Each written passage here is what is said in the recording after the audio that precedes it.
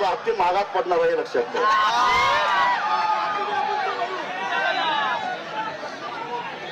हे आपल्याला करावं लागेल.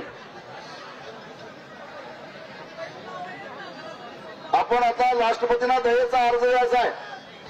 आपली माधुरी दयेचा अर्ज देऊ शकते का? तिला लिहायला येते का? नाही. तिला बोलायला येते का? नाही. पण तिच्या भावना आपण जवळनं बघितलेल्या आहेत.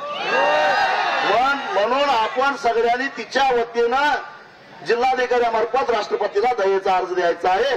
या सर्वोच्च न्यायालयाचा निकाल रद्द करा आणि आमच्या माधुरीला परत द्या. हा अर्ज आहे. हा अर्ज करायला आपण इथं आलेलो आहोत. आणि हा अर्ज दयेचा अर्ज कुणी द्यायचा आहे? दयेचा अर्ज या आमच्या ज्या भगिनी आलेल्या आहेत मोठ्या संख्येनं, त्यांच्यातल्याच काही आमच्या भगिनी प्रातिनिधिक स्वरूपामध्ये जाऊन त्याचं ते निवेदन जिल्हाधिकाऱ्यांना देणार आहेत. आपल्या शिरोळ पंचायत समितीच्या माजी सभापती सुवर्णाताई अपराज आणि इतर 10 आमच्या भगिनी आहेत.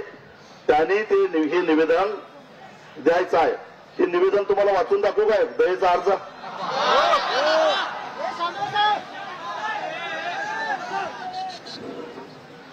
प्रति महामहिम राष्ट्रपती सो भारत सरकार नवी दिल्ली. दयेचा अर्ज. महाराष्ट्र आणि कर्नाटकातील आराध्य दैवत असलेल्या जिनसेन मठ नांदणी तालुका शिरोळ येथील मठाची माधुरी उर्फ महादेवी ही हत्ती परत मिळण्याबाबत महोदय, उपरोक्त विषयास अनुसरून महाराष्ट्र व कर्नाटक राज्यातील 743 गावांच्या जिनसेन मठ नांदणी यांच्या माधुरी हत्तीला पेटा व अंबानीच्या वनतरा यांनी न्याय व्यवस्थेला बटीक करून चुकीच्या पद्धतीने बेकायदेशीररित्या अंबानीच्या वनतरा या ठिकाणी पाठवण्यात आलेला आहे.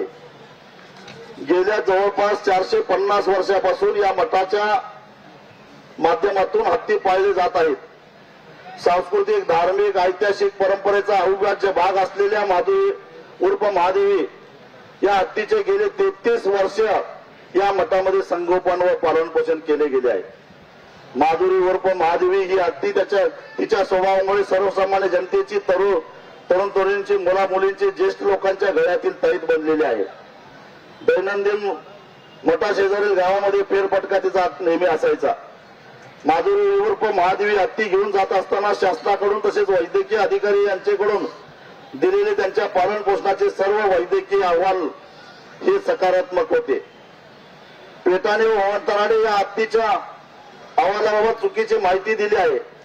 जर ही माधुरी हत्ती आजारी होती तर मग सलग 48 तास प्रवास करून ती वनतरा या जामनगर येथे कोणत्या नियमाने घेऊन गेले याचीही आम्हाला माहिती मिळावी.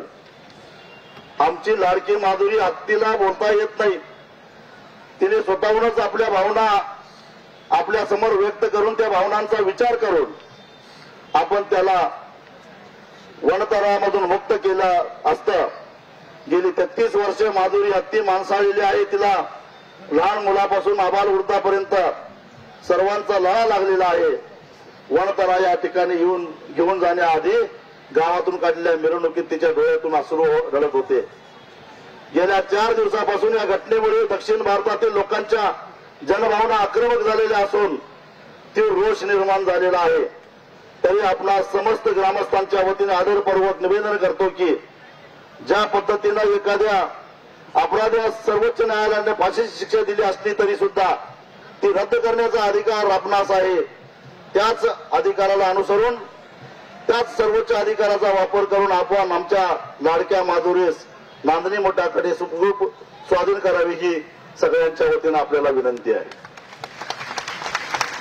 असा हा दयेचा अर्ज आपल्याला द्यायचा आहे. आता isakal.com आहे देशातील नंबर 1 ची मराठी न्यूज वेबसाईट. प्रत्येक अपडेटसाठी isakal.com ला नक्की भेट द्या.